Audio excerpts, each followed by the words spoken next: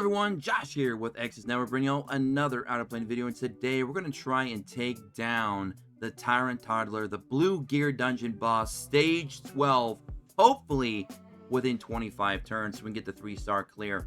Now, before we get into that, I want to say something. I want to address the community here. I personally do not like the changes to the gear dungeons. I don't like that we have a 3-star clear now requirement to do the sweep tickets. I'm sure that bothers quite a few of you out there. It does me.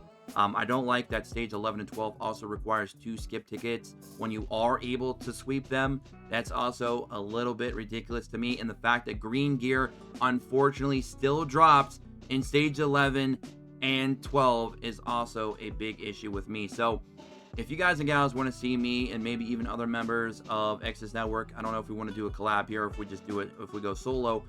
Would you like one of us to make a video addressing that further and give more of our thoughts and opinions on the matter and how we can, how we feel that Smilegate could better address that situation and maybe make it better?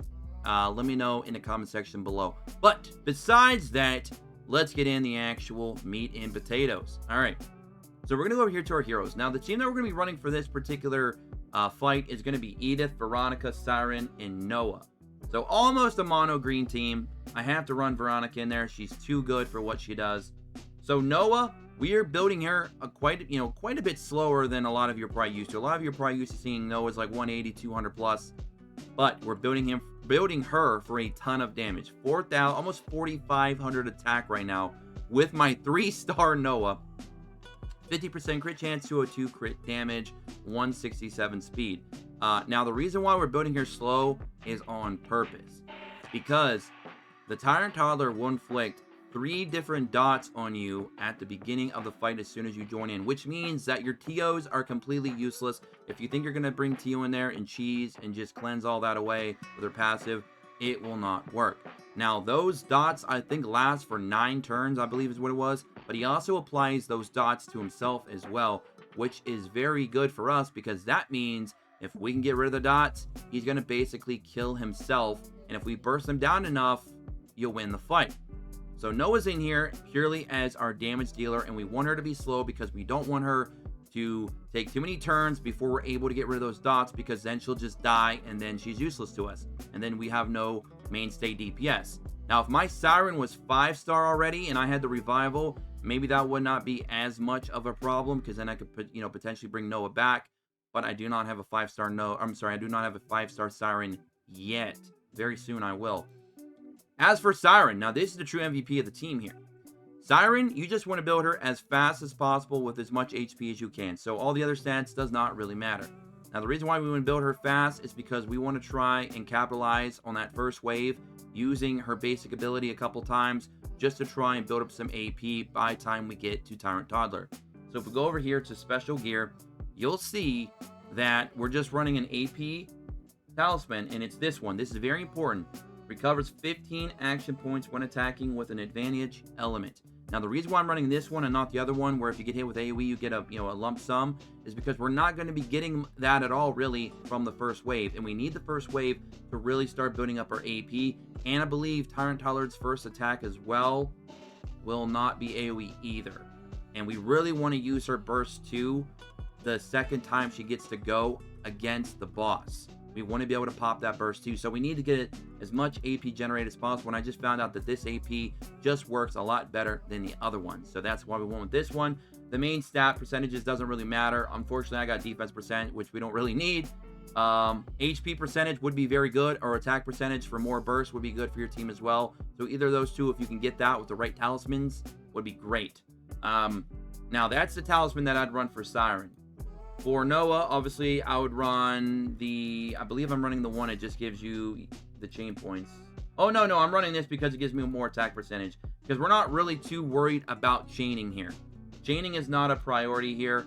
It's just added bonus damage. We don't necessarily need it. So I basically went with just trying to get more attack percentage on my Noah to do more damage. Because it's going to benefit us. Because if we're running Veronica and Edith, both units that have dual attack capabilities, is going to allow our Noah to attack more and more and more. And those dual attacks do not count as additional turns. So that will not go against our turn limitations of having to do it in 25 to 3-star clear it. And since Edith also has a counterattack in her kit, she also gets some free chip damage as well. That also does not count towards our turns. So that's going to be very huge. And Edith right here, you know, we just try to build her to do as much damage as possible. She has high evasion. Unfortunately, in this stage, it's not going to be all that useful because he has like 399 or something like that accuracy. So her evasion is not going to be as important in this particular fight, but I didn't feel like trying to, you know, move around her gear. This is pretty much just her overall gear that I use in PvP. So I'm just going to leave it as is because it's still good enough. We're mostly using her for the counterattacks anyways, and of course the dual attacks. And then Veronica's going to be providing us with a couple things.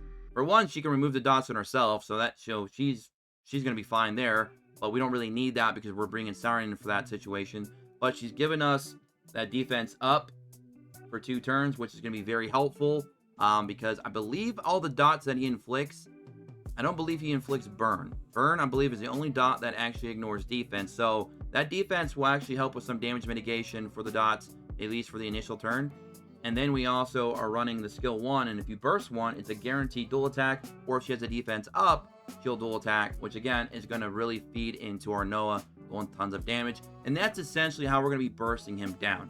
But the most important thing with my team is making sure that Siren has her burst level 2 ready by the second time that she gets to attack on the boss stage. That way she can go ahead and cleanse all of our dots, and then we can start the process of allowing him to basically kill himself and do as much damage as quickly as we can with our Noah, utilizing 2 dual attack units and all the other good stuff that we have here in this team. So that is my team build. Hopefully you guys enjoy the fight. I'll share that with you all here in a moment. Another thing too, if you're looking for a substitute for any of these heroes, I'm trying to theory craft some other ideas, so I'll probably have to get back to you guys maybe in another video, or maybe I'll just post it in the Discord. So make sure you are in the Discord description below. I know, cheap plug, right? But that might be an idea. You could also maybe try a cheese strat with maybe a Lapis or a Stella to try and get those chain damage. You know, if you run a really strong chain team, maybe you can burst them down that way quickly. The thing is, though, you still have to figure out a way to deal with the dots, because those dots will kill you. You don't want your Noahs or your Stellas or your Laplaces going too soon, too often, while the dots are still there, because if you do, they'll just die, because those dots are doing massive damage. I mean, Tyrant Toddler has like 7.9, 8k attack.